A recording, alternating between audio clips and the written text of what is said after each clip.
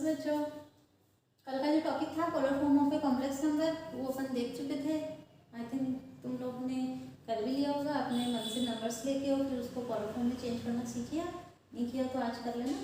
Are और theta के अंदर तो चेंज करना है, जैसे अपने पास X equal to R cos theta, Y equal to R sine theta.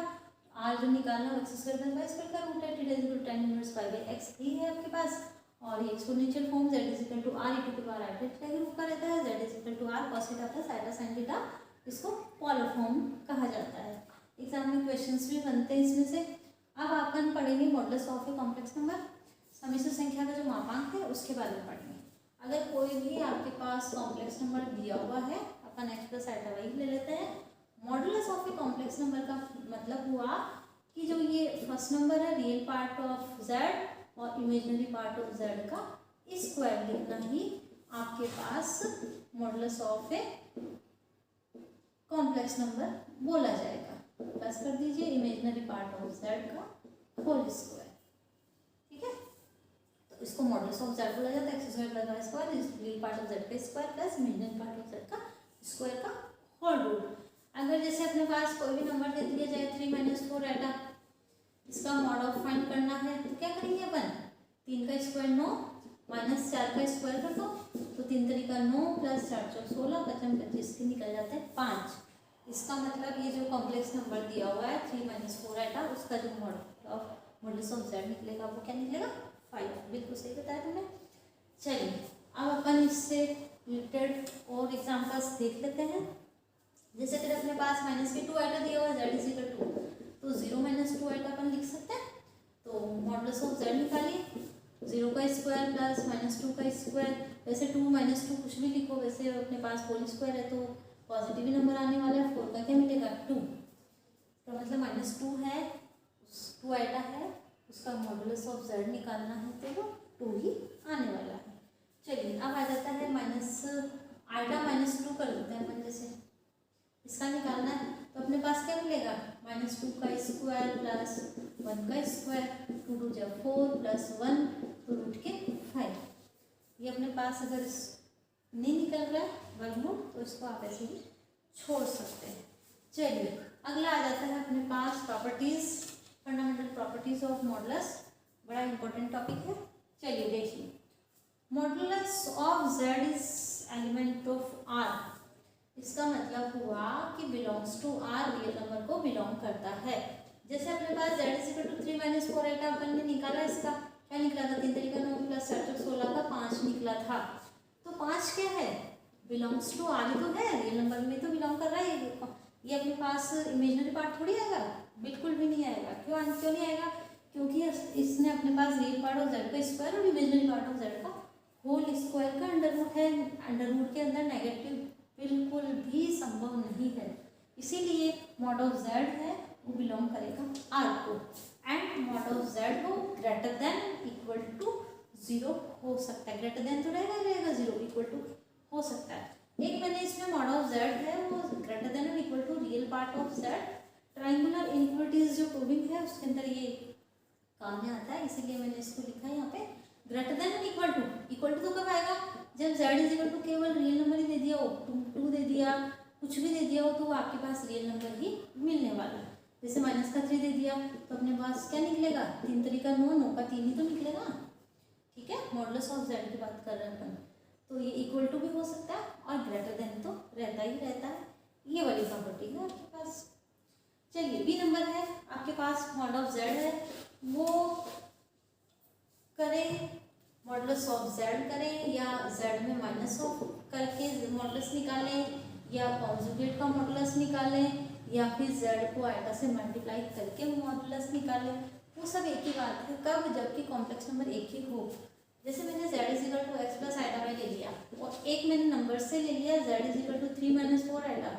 आप कहेंगे कि ये नंबर ले लें क्योंकि इसका अपने पास वर्गमूल निकल जाता है, 25 का 5 निकलता है, इसीलिए नहीं आया।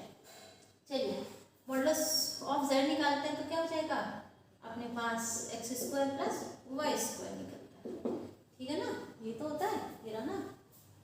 चलिए अब इसका निकालते हैं तो अपने पास फिर से वही 3 तरीका 9 प्लस 4 चौक 16 25 का 5। अब अपन अपन ने क्या किया है, z को माइनस से मल्टीप्लाई करके फिर उसका मॉडुलस निकालना चाह रहे हैं। तो क्या हो जाएगा भाई, minus of x minus of iota y, फिर से वही निकलेगा X square plus Y square, क्योंकि यहाँ पे माइनस करेंगे तो होल स्क्वायर, सेम थिंग। इसका मतलब ये दोनों इक्वल है। अब निकालते हैं कॉन्जुगेट का मॉडुलस, वही कॉम्प्लेक्स नंबर चल रहा है, z ही चल रहा है।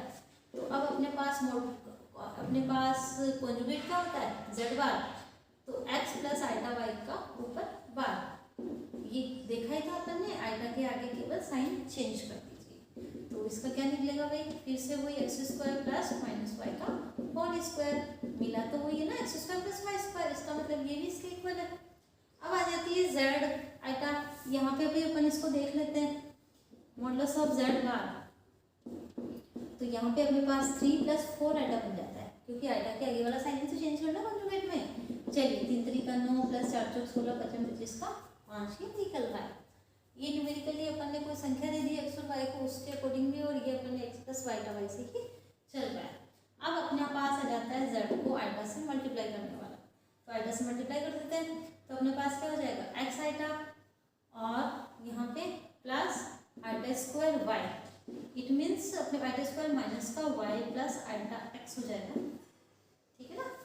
तो अब अपने पास फिर से निकालें इसका, तो क्या मिलेगा, y का स्क्वायर प्लस x का स्क्वायर।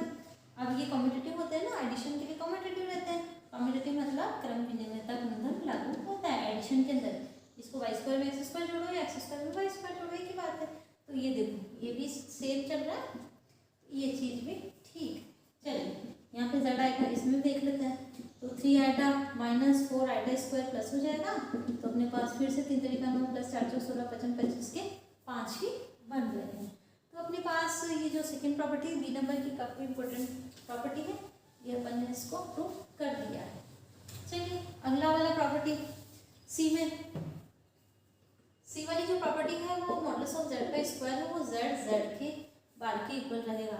मॉड ऑफ z तो अपन ने निकाला ही था, X square plus Y square का रूट था, अगर अपन ने इसको स्क्वायर कर दिया तो ये X square plus Y square बन जाता है।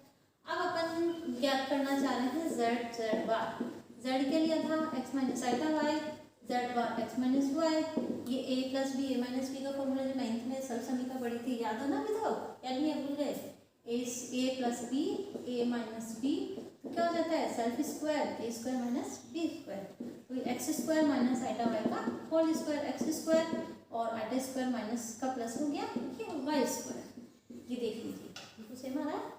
इट मीन्स ये प्रॉपर्टी भी अपन ने देख ली है कि कंप्लीट है, मॉडुलस ऑफ z का square is equal to z bar के इक्वल होता है। चलिए अपने पास ये d और f काफ़ी जगह डायरेक्ट यूज होती है, इसमें ये है कि अगर मॉडुलस में z1 और z2 को दो कॉम्प्लेक्स नंबर है, उनको मल्टीप्लाई करके उसका अपने पास मॉडुलस निकाल ले, या फिर दोनों के मॉडुलस निकाल के फिर उसको मल्टीप्लाई करें, एक ही बात है। यहाँ पे इनइक्वलिटी साइन नहीं आता है। इसके अगले वाला जो टॉपिक है ट्रायंगुलर इनइक्वलिटीज, वहाँ पे देखेंगे कब कब इनइक्वलिटीज आती है। यहाँ पे अपने पास z1 डॉट z2 है, तो आप directly z1 modulus of z1 dot modulus of z2 कर सकते हैं। अब यही बात रहेगी z1 अपॉन z2 डिवीजन में हो तो भी आप z1 मॉडुलस और मॉडुलस ऑफ z2 लिख सकते हैं। कब? जब आपके पास z2 is not equal to 0, denominator हर शून्य नहीं होना चाहिए। चलिए ये f हो गया, d हो गया, e नंबर में आपके पास मॉडुलस ऑफ z है के पावर ऑफ n है, उसका पावर n करके मॉडुलस निकालो या फिर मॉडुलस करके पावर n निकालो, बात एक ही है। ये आपके पास अगला टॉपिक आएगा, उसके अंदर ना अपने एकदम आवर्त थ्योरम से कॉम्प्लेक्स नंबर की जो पावर रहती है वो अपन अंदर ले सकते हैं, उस समय समझेंगे। अभी तो केवल आप इसकी प्रॉपर्टी पे ध्यान दे दीजिए। चलिए अगला वाला जो है जी, उसको अपन प्रूव करके देख लेते हैं एक बार। इसमें अपने पास दे रखा है modulus of z is equal to 1 दे रखा है। It means modulus of z क्या होता है, X square plus Y square is equal to 1, X square plus Y square is equal to 1 अपन लिख सकते हैं। चलिए z bar is equal to 1 upon z लेके आना है, ये प्रॉपर्टी होती है इसकी। तो मैं 1 अपॉन z ले रही हूँ, x प्लस आइटा वाई लिख सकते हैं। अब अपन हरों का परिमेयकरण करते ही हैं, क्योंकि हर के अंदर आइटा वाई टर्म नहीं होनी चाहिए। चलिए इसको कॉन्जुगेट से मल्टीप्लाई, कॉन्जुगेट का पता ही तुम्हें, आइटा वाला जो टर्म है उसके आगे साइन आप चेंज कर दीजिए। तो ऊपर तो क्या हो जाएगा एक्स माइनस आइटा वाई, ये फिर से एक बार जोड़ा एक बार घटा, क्या हो जाएगा खुद का स्क्वायर, अभी बताया था मैंने X square minus iota Y का होल स्क्वायर। तो X minus iota Y upon X square, iota square का माइनस यहाँ से प्लस कर देगा, और ये X square plus Y square क्योंकि modulus of Z is equal to 1 दे रखा है, यहाँ पे X square plus Y square को 1 अपन लिख सकते हैं। तो ये 1 हो गया, तो X minus iota Y, X minus iota Y का क्या होगा, जब Z is equal to X plus iota Y है तो जेड बार जो कॉन्जुगेट निकालते हैं वही तो एक्स माइनस आइटा वाई मिलेगा। इट मीन्स जो अपन ने 1/z निकाला तो ये इसको z बार लिख सकते हैं। कब लिख सकते हैं, जबकि modulus of z is equal to 1 given हो। तो ये इसका जी वाला था। चलिए ठीक है, आगे के टॉपिक जो है ट्रायंगुलर इनइक्वालिटीज, जो त्रिभुज की असमीकाएं हैं वो अपन पेज नंबर 6 पे चल रहे हैं। अगर आप गोकुल सैनी की जो अगर बुक लेके चल रहे हैं, हायर कॉम्प्लेक्स पढ़ रहे हैं, और ये अजमेर राजस्थान सीकर और अलवर भरतपुर काफ़ी यूनिवर्सिटीज़ में BSc थर्ड ईयर में ये टॉपिक, इसकी जो बुक है complex analysis, higher complex analysis, ये एक पेपर होता है, उसी के अंतर्गत पढ़ रहे हैं अपन। तो कल अपन त्रिभुजीय असमीकाएं पढ़ेंगे और फिर समिश्र संख्या का पूर्णांक पढ़ेंगे। आज अपन ने मापांक पढ़ लिया है, पूर्णांक अगले लेक्चर में पढ़ेंगे। ठीक है, थैंक यू, बाय बाय। आज जो पढ़ा है उसका रिवीजन करना, मॉडुलस ये मापांक निकालने का और फंडामेंटल प्रॉपर्टीज है वो एक बार वापस आप करके देखिएगा। Thank you. आज